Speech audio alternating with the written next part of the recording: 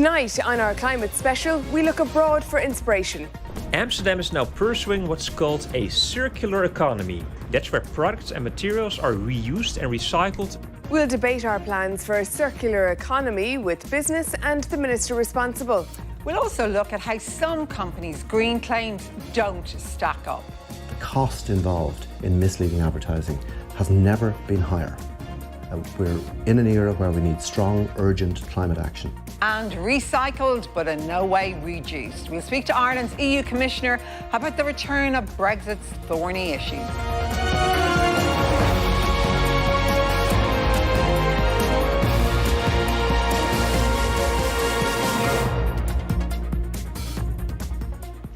Imagine Ireland completely redesigned its economy around climate concerns. No more disposable coffee cups or plastic cutlery or little plastic packets of tomato ketchup. Fast fashion foregone in favour of freshly patched jeans. Houses made from sustainable materials. Replace the take, make, waste economy with reduce, reuse, recycle. Amsterdam has adopted an economic model called the circular economy, where materials are reused over and over again. So, has it revolutionised the Dutch capital? Primetime has been finding out.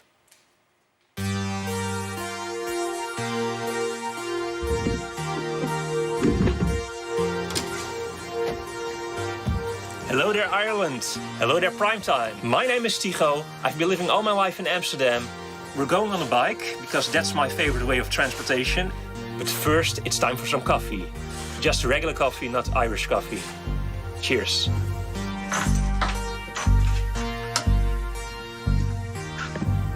Primetime asked me some questions.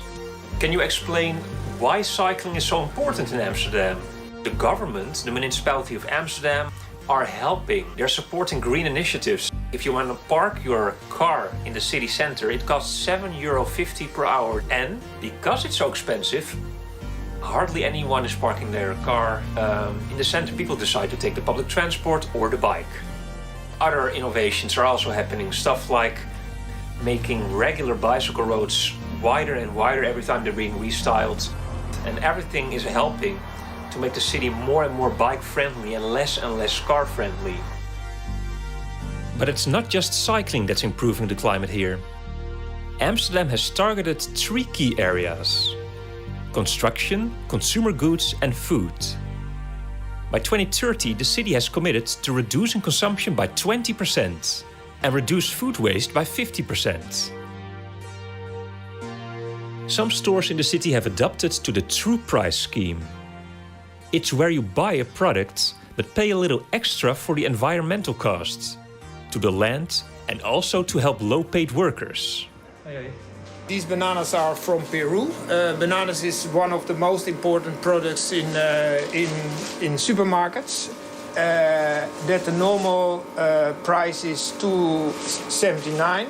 The consumer, they pay $2.94 a kg. So they pay for their hidden costs.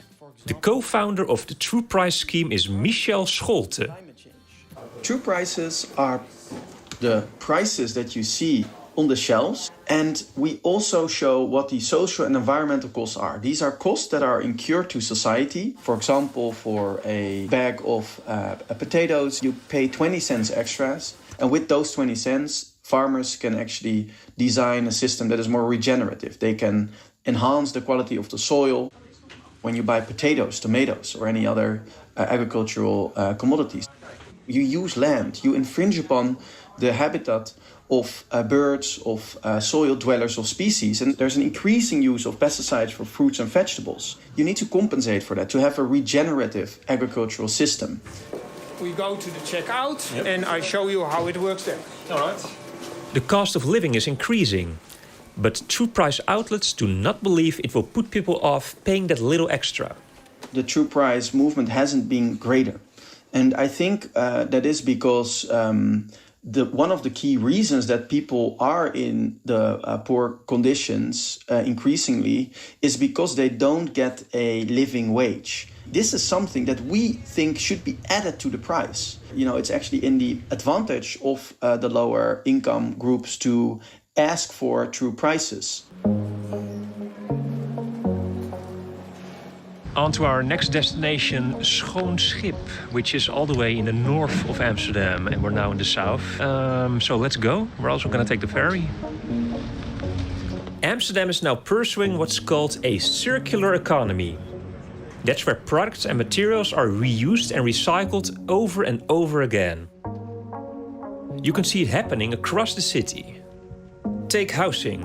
Since 2022, all new urban developments must prioritize sustainable materials. I'm heading to Schoon Schip, a floating village recently completed using the circular principles.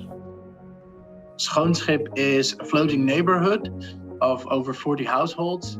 Gerard Roemers helped develop this village and other parts of the city to make them more sustainable. It's located in the former docks area in the north of Amsterdam. It's been developed in really close collaboration with the community that wanted to live there.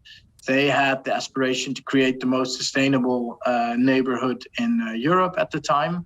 Looking at, for example, rainwater capture on the roofs. The houses generate as much renewable energy from solar as possible. We've paid close attention to the materials we use, working with wood or using circular building materials from reuse or recycling. What's really interesting in addition is how they live together as a community. So there's a shared mobility hub with electric cars, but also bicycles that they can all use as a community. Via a sharing system, so that works really well. But this is only one of the many new developments in Amsterdam. Another, Beach Island, aims to build 8,000 homes on a land reclaimed from the water using imported sand. Social housing will be prioritized, and developers must provide a materials passport. Amsterdam has constructed new islands towards the east of the city. So the first plots are being developed on Beach Island now. A material passport is a requirement for many of the plots that are developed there at the moment. Material passport is basically, it's a list. It just lists how much of what is actually used in the construction of your house, for example, what is in there and what material has been used. But you can also see how it's been connected to other building materials and elements, how you could possibly deconstruct it again. Andrea Oorzag helps companies across Amsterdam adopt circular economy ideas. Unfortunately, these days, we're throwing away a lot of resources into products that we consider at the end of their life that can still have a lot of value in them. The whole point of circular economy, so instead of going from A to B, we're actually going in a circle and ensuring that those resources are really properly utilized. Another area we are making progress here is fashion. In Denim City, they teach students about making sustainable denim. Here they repair jeans, and there's an emphasis on using recycled materials. We work here with fabrics from the most sustainable mills, weavers in the world. The fabrics we have here are, for example, we have fabrics with 20% PCR denim, which is post-consumer recycled denim. And we don't throw away anything because you can, as you can see with the students, what they make out of scraps, it's really crazy cool. And it starts, of course, all with, why don't we repair a lot of things? You have your favorite jeans and you can get it repaired here and then you have it for life. So it's good. Rather than using gallons of water to finish jeans, they instead use laser technology. It basically imprints in the fabric and then it's the look is like if you have a washed jeans. So you basically replicate something which is either done with chemicals, but then don't need the chemicals. So it's a really great sustainable solution. So that's it, Prime Time. I hope you learned something in Ireland about how we reuse and recycle here in a circle using the same materials over, rather than just wasting the Earth's resources. Everywhere here in Amsterdam or in the Netherlands, people just get this mindset, everyone is influencing each other. It is not extraordinary to, think about making the planet, a better place. This is Tycho signing off.